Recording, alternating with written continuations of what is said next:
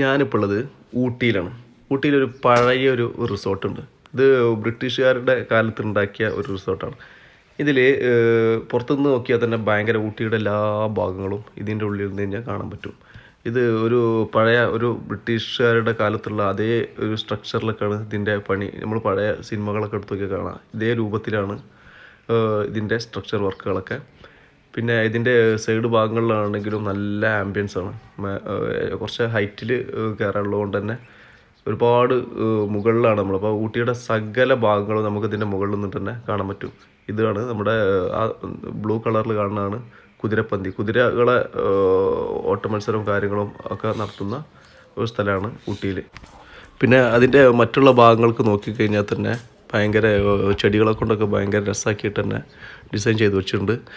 പിന്നെ നമുക്ക് കളിക്കാനും അതുപോലെ പാട്ട് പാടാനും ഡാൻസ് ചെയ്യാനും അതുപോലെ ക്യാമ്പ് ഫയർ നടത്താനൊക്കെ ഫാമിലി ആയിട്ടൊക്കെ വന്നു കഴിഞ്ഞാൽ അതിന് പറ്റിയ സ്പേസ് അവരവിടെ ഒരുക്കിയിട്ടുണ്ട്. പിന്നെ കുറച്ച് അപ്പുറത്തായിട്ട് കുട്ടികൾക്ക് കളിക്കാൻ ആവശ്യമായിട്ടുള്ള പ്ലേ ഗ്രൗണ്ട് ഉണ്ട്.